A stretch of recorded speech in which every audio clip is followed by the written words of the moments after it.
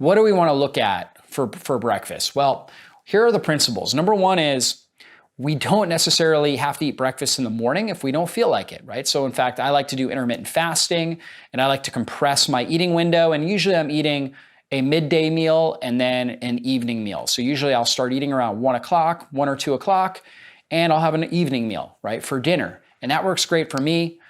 You might do better with what we call early time restricted feeding, where you compress your eating window, but you eat your first meal at, let's say, 8 or 9 a.m., and you eat your last meal at, let's say, 3 o'clock p.m. So you're still eating in a compressed 6 to 8 hour eating window, but you're just doing it earlier in the day. So you got to figure out what works best for you. Breakfast technically means the time you break your fast. So it could be any time. However, of course, in our society, when we think about breakfast, we think about something earlier in the day, and we have certain types of foods that we think about with breakfast. Some people, the foods they think about are bagels. Some people think about donuts. Some people think about cereal. Some people think about oatmeal. So these are all kind of very common, breakfast types of foods in our society. Of course, none of those things are healthy. Donuts, all your like baked muffins, things like that. Those are terrible. Those are combining processed carbohydrates with processed, refined, and rancid fats. And that makes a really terrible combination that drives up inflammation in your body. So of course we want to avoid that as well. So back to the principles. When we're looking at a good breakfast, we want something high in protein. I recommend at least at a minimum 30 grams of protein, unless you're a young child, then maybe 20 grams. But for most people, 30 grams of protein to 50 or more grams of protein, depending on how many meals you do during the day. With your intermittent fasting, if you're eating 3 meals a day, 30 grams should be great. And that will really provide blood sugar satiety. Now, most people, when they eat breakfast, they're not thinking, I want to get 30 grams of protein. They might have a protein food. They might have, let's say, a piece of bacon or an egg or two, but they're not thinking, how do I get 30 grams of protein in this meal?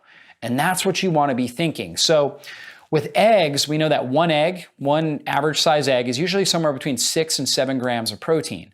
So to get 30 grams of protein, you're looking at something like 5 eggs, right? It's going to be hard to do that. So therefore, what you might do is, you might feel great with 4 or 5 eggs, or you might do something like 2 or 3 eggs and then add in maybe some chicken sausage or maybe some grass-fed beef, right? Maybe it could be ground beef that you might add in with the eggs. Maybe do like a scrambled egg with the ground beef in there, or maybe maybe like a half a cup of or a cup of organic Greek yogurt, which tends to be higher in protein. I believe a cup or a half a cup has about 18 grams of protein in Greek yogurt, so it's very protein rich. So if you do well on dairy, then you might consider something along those lines. So again, trying to think through, okay, how am I going to get 30 grams of protein in this meal? That's what you want to be thinking. And then somewhere around 15 to 30 grams of fat. Some people do better on a lot of fat. Some people don't do as well on a lot of fat. So you have to see how you feel when you're consuming fats. If you feel like, wow, I feel nauseous, I feel like I have acid reflux when I consume 30 or more grams of fat, then cut it down. Consume 20 grams of fat, consume 15 grams of fat. Find the right sweet spot for you with fats, and ideally from healthy sources. It could be from pasture-raised eggs, it could be from grass-fed beef, it could be from wild-caught salmon, it could be from extra virgin olive oil, it could be from avocados. Trying to get some sort of healthy source of fat. Coconut oil is another good source, grass-fed butter. Those are all good sources of healthy fat. You want to avoid any sort of processed refined vegetable oil. So anything with corn oil, soybean oil, safflower oil, cottonseed oil, peanut oil. These are all refined seed oils. Canola oil would be another one that you want to avoid. They drive up inflammation in your body. Try to get your healthy fats, again, from full-fat fruit, like avocado is a fruit, olives, a fruit. Okay, so full-fat fruits, or something like coconut, or something along the lines of grass-fed meat or pasture-raised eggs. That's where you're going to get your good fats that are great for your brain, great for stabilizing your blood sugar, and are going to be anti-inflammatory for your system. So focusing on the protein and fats, and then you can add in colors. You can add in some fruit if you want.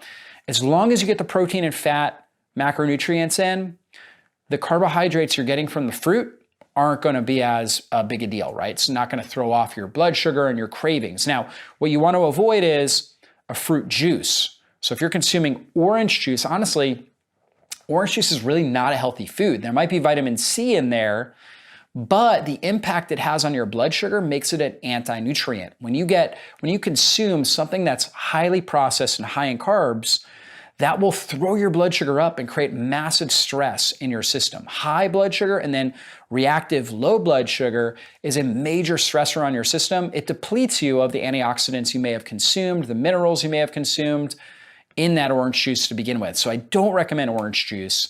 So instead, eat an orange, eat an apple, ideally organic, so you're not getting chemicals, glyphosate, and other different types of pesticides and herbicides. Get organic berries, organic fruit, have some pineapple, something along those lines. That's fine.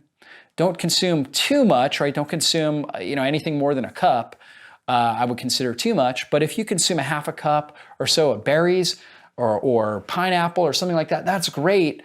And then you've dialed in your protein and your fats, you're gonna feel good. You're gonna feel really, really satiated. And actually the fruit has structured water as well as polyphenols, which are great for your microbiome. The structured water actually helps with hydrating the cells of your body, bringing really great nutrients, trace minerals, and other antioxidants into the cell, right? It's kind of a delivery system for the cells. So really good idea to do something along those lines, and I love that.